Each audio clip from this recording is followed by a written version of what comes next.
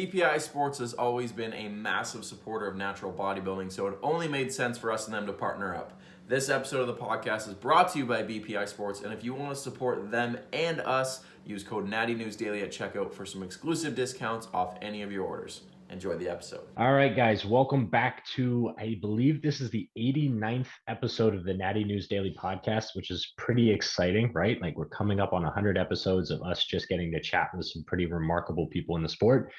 Today, Dan and I are joined by Nathan Hatley. I think you said, Northern Virginia, right? So East Coast guy out of the U.S. Let's dive right into it. We like to hear about the training history first, but, we were talking off camera and there's a lot of some rich background and history and some oddities, if you will, in your history there. So let's hear it. Cool, man. So, I guess we can kind of start with training history first, and then we can kind of weave through things. But honestly, I'm not your typical like origin stories type of bodybuilder. Kind of grew up like, the band geek, definitely into like art, all that type of stuff. So physically, I didn't really, get my hands on like moving weights and stuff like that until probably like 16, 15, 16 years old, something like that. How old are you now? Just for reference, for scale. So I am 33. 33. Yeah. Okay. So, got my hands on or I got myself in the weight room starting out in high school, for football, things of that nature. Was not great at playing football, but like, my go time was in the weight room. So definitely had some, success or in like strength and things of that nature. At least at that age, like I said, like, 15, 16 years old. And then from there, stopped playing football and kind of transitioned into, I was actually sent to military school my senior year of high school, right? Hadn't touched weights in over like a year, and actually really got deep into, training at that point. Definitely was eating in a surplus, and I think that was like actually the first time I actually saw the real results of like feeding myself like adequately, and then like actually growing. So I think that was like really my first like real bite, at lifting weights and actually seeing like what it can do, when certain variables are in a good place. Yeah. And that's early on. I'm sure you weren't tracking anything, right? You have an excess amount of food. You're required to train and required to be in good shape. So it almost reminds me of like when Jeff Alberts talks about before he was tracking and he was cooking, like eating his mom's home cooked meals, right? Like he was having his greatest gains at that point because he wasn't stressed about the food. Food just kept coming and he kept training. Yeah. It's very much like that. You're like, hold on now. It's like, I'm kind of morphing into this other, human being. And it's like, definitely not looking at any other variables as I guess we do, in the sport now. So is that kind of the period of time that you kind of almost fell in love with it a little bit more? I get that sense a little bit with you. I would say that like, overall, like I think everyone can agree that like not only is bodybuilding like a mental thing or a physical thing, but it's also like a mental thing. It's like if you want to heal the mind, you got to heal the body first. If you want to heal the body, you got to heal the mind first. So it's like, back in those days, that was kind of like where weightlifting and training kind of sat for me. Didn't know what I was doing. I wasn't really even into like who was, the bodybuilder at the time, things of that nature. So we'll fast forward a little bit. Actually, after that like small little stint in military school for my senior year, I actually didn't touch the weights until I actually joined the military. So I graduated high school in 2007, and then I joined the military in 2009. And then I was deployed in 2012. And that's like, I would say that's like the time in which I really fell in love with bodybuilding. Where were you deployed to? So I did I worked for this thing called like the CASIV. It's you know, just like an abbreviation. But what this you know, unit does, it's stationed out in Germany. What we do is we do like these in-flight missions where we can touch down and pick up patients and other AORs, or essentially deployment like locations, like in the Middle East, you know, where have you. And we would bring them back to these medical facilities in Germany where they can, you know, get the surgery that they need, you know, depending on what happened to them, you know, while they were out there, you know, operating. And then, you know, they get essentially escorted back home to wherever they're from. So I was kind of like that middle point in between there. Okay, so Germany was a quote unquote safer country, safer place to bring people back to. Is that? Oh yeah. Okay. Okay. Yeah. Like like out there, man. It's like medical, you know, medical technology, everything like that is like on a whole different level out there. The So German engineering, dude, yeah, it's real stuff. So so yeah, like literally all the medical care that a lot of our soldiers get actually is out there in Germany before they even come back to the States, you know, at least in the deployment scenario. But yeah, yeah, I was out there for about 6 or 7 months, and dude, I was who was I watching at the time? Chris Jones. He was I think like my first real introduction to like, you know, all things like lifting and just like kind of getting after it. So I would say during that time span, I made a lot of gains, worked out really hard, wasn't counting macros or anything. But that was like the first real instance where I was like, okay, yeah, like I like this, you know, type of lifestyle. Okay. So at this point you had fallen in love with like the non-stage aspects of bodybuilding. At what point did you realize that you wanted to step on stage? And what you'll kind of get from our conversation here is like I've kind of like hopped in and out of the weight room, you know, at different points in my life, you know, where it's like really conducive for me to train, and you know, life was kind of like leading me in that direction. So, you know, we kind of started off with high school. You know, there was that little stint where I was like deployed, came back home after that deployment, and funny enough, literally dropped all the habits of training, all that stuff. And I would say I was probably like 24, something like that at that time. And just to kind of put some context on it, I went to Germany for that 6 to 7 month time span, showed up like 165, 175 pounds, like soaking wet. And I came back home like 215, you know, like 210. So messed up. Yeah. So like that really like blew my mind. Like I you know, it's like I was just kind of going through the normal movement of things, and you know, results came regardless. But yeah, as far as like the stage aspect, we got to or I had already gotten out of the military, which was around like 2000. When did I get out? I got out in 2015. So I had been out for a few years. You know, school was going well, things of that nature, but it was right around the turn where I was about to turn 30. You know, I looked back on all these other like points in my life where I was like in just like tip top shape. And I'm like, dude, I'm out the military and I'm just like getting soft out here, man. Like, like, what am I doing with myself? So, you know, right at the age of like 29, which was like right around 2018 or so, I started working with someone then, because I had every intention, no matter what, to step on stage right after that. You know, I turned 30 years old, which was, you know, which would be in September. And then I was looking to hop on stage like in November timeframe. So, yeah. Okay. Now, I really actually love that backstory, right? I think it has two really big points to make. It shows that you don't have to train every day, all day, every month for the rest of your life to make gains, right? I mean, certainly it may help to be, you know, to have that long-term consistency. And we've seen people that have done it for decades and decades have great physiques. But you yourself have a very remarkable physique and have had long periods of time where you haven't trained. So, I mean, you may be a good responder, you may have, good genetics, but I think it serves as an example to people where, if something happens, if life doesn't allow you to lift at all or to the degree that you want to, I mean, it's not the end of the road.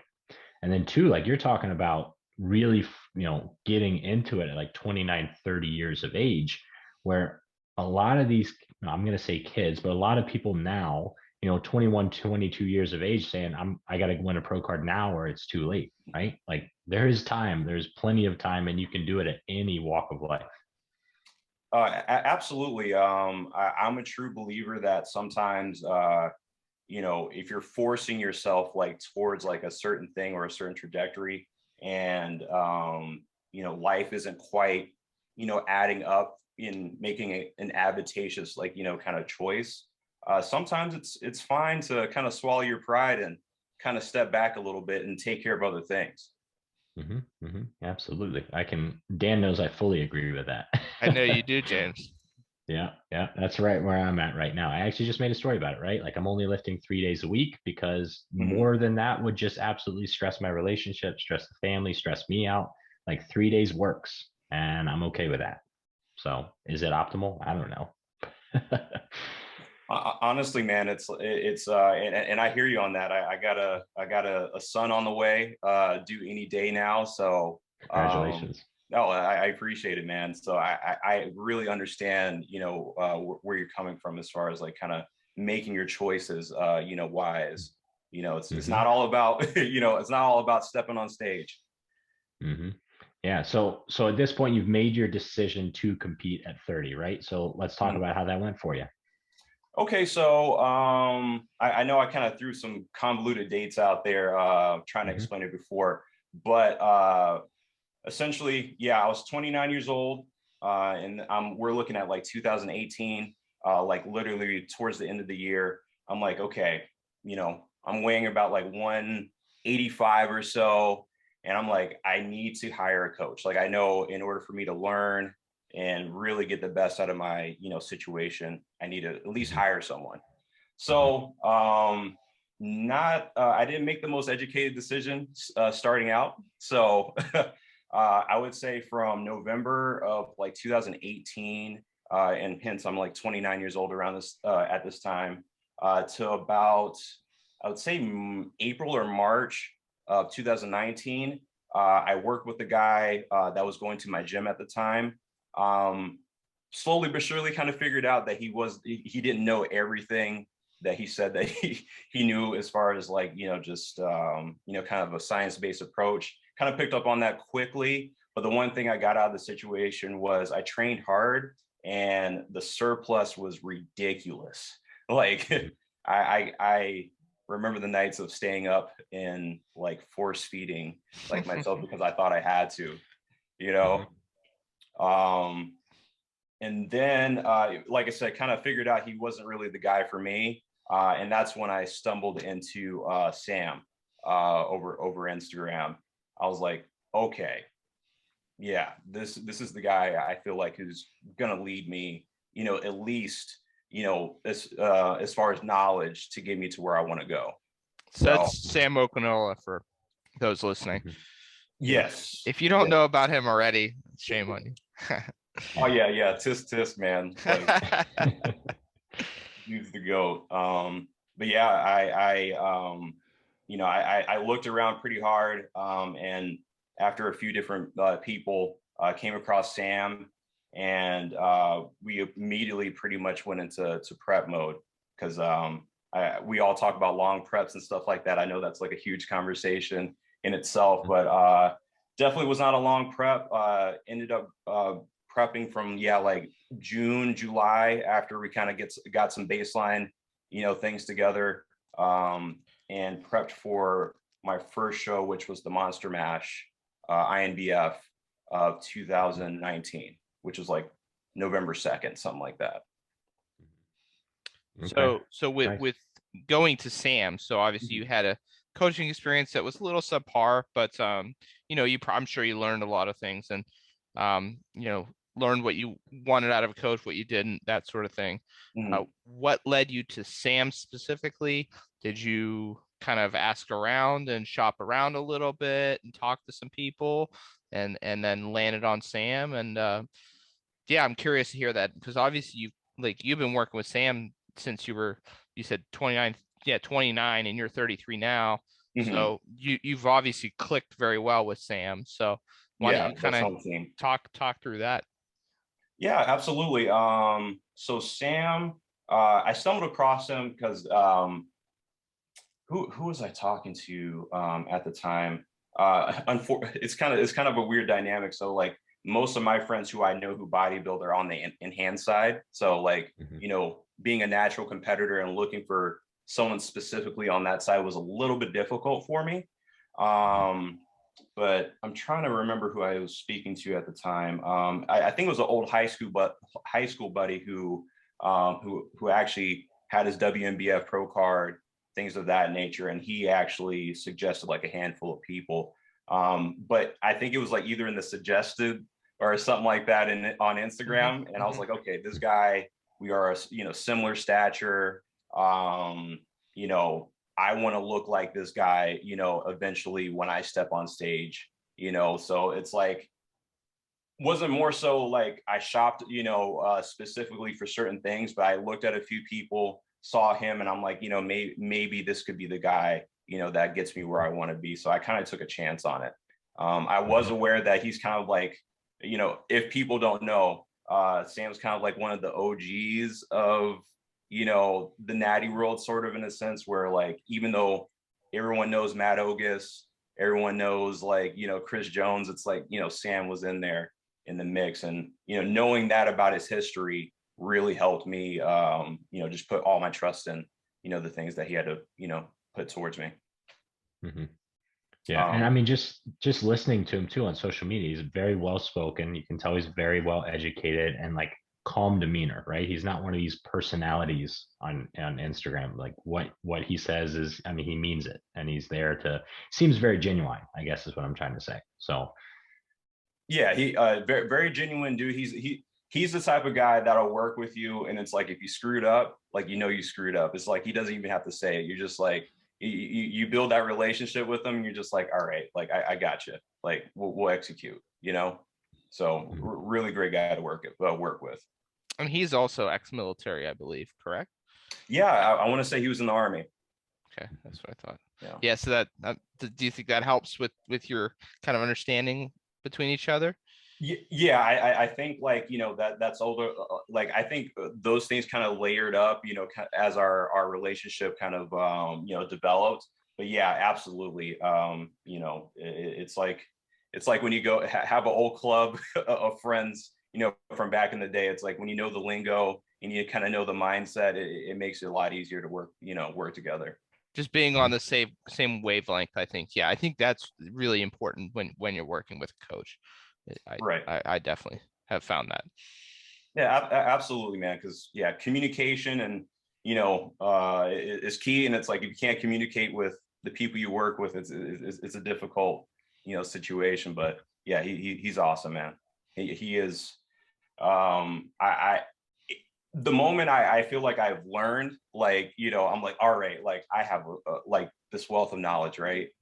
mm-hmm. Something else or another experience that I go through with them just teaches me so much more. And it's like, it's definitely a relationship that, that reciprocates. So. Awesome. Nice. So I cut you off there. So you had your 2019 season. So yeah, 2019 season. I actually did men's physique for my first show. I placed fourth. Ended up coming in, I think like around like 185 pounds or so for stage. Definitely I wouldn't say like elite lean at all. But we made it work, and that was a difficult prep, no lie. How tall are you? 5'10", I think, right? I am 6 foot. 6 foot. Okay. So 185, 6 foot. Okay. Just for reference for people listening. I always like to have the heights with them. Yeah, right. Yeah. People always wonder, right? But yeah, but no, that it was a great showing, learned a lot. That was probably the one and only season that taught me the concept of not coming into a prep too heavy. that's why I feel like that prep was so brutal, because it's nothing out of the ordinary, but had to make, you got to get down in a certain amount of time. So you yeah. you just think your rate of loss had to be so aggressive that it was just rough. Yeah, like I also feel like too, and let me know if you guys agree. I feel like, someone someone who hasn't had their body initiated to like a proper diet phase or even a proper gaining phase. I feel like they're, when you're coming from like just baseline, it seems like it takes a minute for your physique to move and kind of like get in the groove of either having a good rate of loss or gaining with I guess some kind of accuracy over time. So for me, man, I had no business being like 230 pounds, man. Like that's what I started prep as, to go all the way to 186 within. And you did that all in one shot too. Yeah, all basically. in one shot.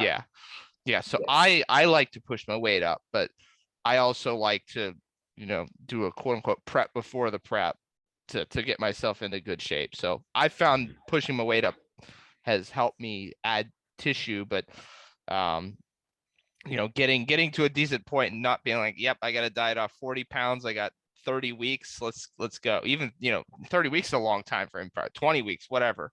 It's just like, no, it's like, let's get myself to like 15 or so up above, and then give myself like 25 weeks with that. So I had plenty of time to work with, Oh, dude, I hear that 100%, man. Like, yeah, like a pre-prep kind of trim the fat a little bit, spring cleaning, Yeah, because you can be aggressive with that initial fat loss phase too, like the prep before the prep. Like you can lose if you manage your variables well, you can lose 2 pounds a week, like, and just 10 weeks, 20 pounds off. It's like, okay, now I'm in a good spot, but you probably don't want to necessarily continue hammering away at the diet at that point, but you can kind of maintain and then legit prep. Right. And I mean, and those were things like I didn't learn until I prepped for last season. That was like the money. I mean, like, that was the money season for me, because I actually went through a real like contest prep, and man, oh man, that was such a great experience. So yeah. Yeah, so because I saw you in obviously over on photos, but I saw you in person. You were very sharp, very sharp. Your conditioning was very good. So why don't you walk through that prep? How did you approach it timeline wise? What was timelines, weights, that sort of thing? Your 2021 prep, because it went well. So I'm sure it'll be interesting for me, interesting for listeners to kind of understand the timelines of how you structured things. Yeah, I mean, I can't really like I do remember like my starting weight and stuff. As far as like the exact data, I would love to run through it, but that general timelines. Yeah. So yeah, timelines. I mean, basically, I already knew what my first show was. It was going to be the Augusta Grand Prix in Georgia. I believe the date was like August 19th or something like that. So I knew I wanted to be ready for an August show. So, kick it all the way back to January. That's literally when we started. I think I got like a quick, calorie bump, like right there at the beginning of prep. And just like how you were saying, it's like, Sam and I think we did like, a pretty aggressive, like 8-week, like cut, at the beginning. I believe it was around like 8 weeks. Then we, of course, set the ceiling, or we try to set the ceiling as high as possible for about 4 weeks. And then I want to say we did probably another semi-aggressive cut for 8 weeks. But after those like two kind of like 8-week periods, and I would say this goes all the way from like January, starting weight was probably around like 210. And then, we get like two 8-week cuts in with like one maintenance phase. And I want to say that brings us to around like May timeframe, something like that. That kind of brings us through the spring. And then from there, I mean, it was pretty. So what did you weigh around May then? So you went from 210 to what, like 190-ish? Yeah, I was around like 192, 193, something like that. Probably like 195 on certain days. But and I thought I was looking great then. Little did I know how much more was going to come out of that. But Well, you probably did look great, and I know you look great. It's just like bodybuilding is a different animal, though. Like looking great in general is different than looking bodybuilding good. Like I was good to walk down the street with my shirt off, but like hit the stage or that's probably your right around your quote unquote best look, right? Would you think? Yeah, like for general purposes. Oh yeah, you're talking about that nice sweet spot where you're just like nice and nice and lean, full, yeah. Yeah, I would definitely say not too messed up. Yeah, no extra water, nothing like that on the body. So I would say the sweet spot for me is like in between that 190 to like 195. Like that's like lifestyle, beach body for me for sure. But so we get around to like in the 190s, around like the starting of summer. And then from there, we just cruised like down into it. I tell folks all the time, I prepped for 44 weeks and I probably didn't feel anything until maybe the end. Like, as far as like aggressive hunger or, anything like that. So, so, like I said, May, we just kind of just cruised on down into August timeframe. I think we were actually just maintaining going into that show at that point. Definitely, I think I stepped on stage around like 180, something like that. Once we got there, and it was definitely like my fullest package. Definitely would say it's probably my favorite package out of all, like funny enough, out of all three of them, or out of all 3 or 4 shows I did last year. Ended up getting got first in the light heavyweights, and then I got second in the overall. So great show. Wanted to go down and see my folks. I'm actually originally from the Augusta, Georgia area, so I figured first bodybuilding show had to be down there with the family. So let's see, second show I did was in October. So I did the OCB. I think it was a Chesapeake Classic, and that's in Baltimore, Maryland, not too far from me. And what is it? I ended up getting third place in the overall for that. Or actually, no, they didn't do classes in that one. I think there was only a handful of bodybuilders, so I think they just threw us all into one. But I ended up getting third place. That was a humbling show. So what about that? Just the competition in general, or things not go the way you wanted, from a peaking perspective, or what? I think we peaked right. I think it was just it was definitely one of those things where you think you're good, and then you see another guy who's just doing it a little bit longer than you have.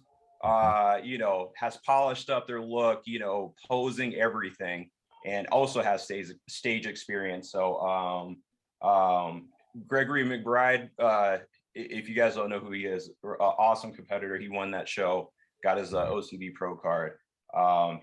He was the guy who I saw in the back. I was like, okay, all right, I was like, I can see this going his way. So, but yeah, definitely one of those types of shows where came in, brought the best that I could, but there's always a chance that someone better might be there, and that's that's how it goes. Yeah, that's the sport. Oh, for sure. And then fast forward a little bit longer to going into the beginning of November. Went back to the first show I ever did the Monster Mash again, and got to meet you, Dan, in person. Got to meet so many great people. Josh from the Competitive Breed. Josh crew. Bradshaw, yeah. Yeah, cool dude. Chris Bearcat, I mean, there's a couple of guys there that were, that were pretty awesome. So I would have to say that was probably the most stacked show that that I did all year. I mean, like, I think every class had like 2 or 3 guys in there that were, raise the eyebrow a little bit. You're like, okay, like there's, this is a good crop of guys. So that was an awesome show. It was great to come back and do kind of like redo the first show I ever did. Might end up doing that as kind of like a theme every time I prep. We'll see. But yeah, that's how I ended up. You won your class in that, and then made it to the overall. Did you take 3rd in the overall? Right. I mean, they didn't really give us a number. You were 3rd. Yeah, but I know the top, because the top 2 they gave you were 3rd. Yeah, and that show. I mean, I was a little bit upset about the placings on that show, but I think that was the one out of all 3 of them. I was just like really, really focused on like bringing my absolute A game, not leaving any stone unturned. I knew it was the last show of my prep, so I was like, I can't like, skip a beat here. And getting that 3rd place hurt a little bit, but it is what it is. You were right in the mix with those other 2. I'll tell you that. That. Yeah. I mean, it's kind of one of those things where it stung for that moment, but I knew going back into the off season, I was like, yes, it's going to be game over the next time I come back. I mean, I'm still riding on that fuel even now. So good. Yeah, keep that for sure. So go ahead, Dan. I was just gonna say to kind of finalize this. What are your plans coming out of the season? What are you're obviously in the depths of, not depths, but in the swing with your off season now. What are your competitive plans? Plan to take a few years, or what are your thoughts, you and Sam? Honestly, it's looking like 2024 is going to be the year I come back. That might be my year too. Yeah, same. Hey, we might catch again. That'd be dope. Oh yeah, I'm about to say, man. Like, let me know, and maybe we can all cross paths at a show. That'd be sick. Oh yeah. That would be fun. Oh yeah. Oh, my bad. What no, sorry. I was just gonna say, so we got the year. I always find that like right after the show, I reflect on like weak points and like I have a game plan specifically for the off season. I always love to hear that, right? So is there anything that you're like, obviously we're all trying to get bigger all the time, but is there any specific emphasis for this off season? My legs kind of overpower my upper body. I have huge legs, just born that way. So what is it? So I mean, it's all about kind of like keeping the legs, and just adding the development there, but also just really working on lat width from the front, chest thickness, and like in my front lat spread, chest thickness overall. Like just give me all that, and then bringing up shoulders. That's always going to be something that I'll have to do, and then bringing up. Those can never be too big. No, not at all, man. It just something about the shoulders that just brings out the whole thing, man. So yeah, shoulders will always be a main point of work, and then just bringing up the lower lat development, just making that more of a prominent part of my physique. But yeah, like honestly, growing overall is the game plan, but making my upper body a little bit more symmetrical with my lower is pretty much it. And bringing up posing. Posing is so important. That's what I need to work on the most. It's often overlooked, but yeah, especially with the WNBF, because I don't know about your show, the last one I did specifically. I mean, that went into the scoring. Your free posing routine went into like tiebreakers pretty much. See, I mean, it might be broken down to promoters. I don't think they, at least at the last show, I don't know if they gave us enough time to really make that a scoreable, point of the show. But I mean, even when I look back on my pictures and stuff like that, I was like, granted, I think the mission of this whole prep was to honestly see how diced I could get. Like, I mean, I really wasn't going into it to like win a pro card or anything like that. It's like, with it being my first bodybuilding season, I know conditioning is like the thing that everybody raves about. So it's like, can I like, you know, I can be the guy that gets big or, you know, trains hard or like lifts heavy, but like, can I just come in like absolutely just like ridiculously diced? And I think I tapped into it definitely towards the end there, for sure. And that, I mean, that was the win for me. Yeah, you were very sharp. So yeah, 2024 is going to be lights out. I know. So I know you're working. Yeah, I'm pretty happy with the progress so far. So right now, I mean, currently I'm running a mini cut, so going to be doing that for the next 8 weeks, and then yeah, back to massing. So Hell yeah, getting huge. yeah, absolutely, absolutely, Yeah, man. Yeah, so we really appreciate you coming on today, taking the time this afternoon to sit down, chat, get to catch up a little bit, learn about your backstory. I didn't know a lot about what you talked about, so it was super interesting to me. James, I'm sure you echo similarly. So Absolutely. yeah, really appreciate you coming on. Hey, not a problem, man. I appreciate you guys having me. Yeah. Thank you, Nathan. So for the people that want to find you real quick, because I know we're close on time, where can they find you? So I am on Instagram. Just look me up, Nathan.Hatley_NBT. And yeah, tune in. There we go. All right, guys, that's going to wrap it up for the this episode of the Natty News Daily podcast. If you liked it, give us a like, subscribe, follow, and join that member site for some exclusive content for sure. Thank you.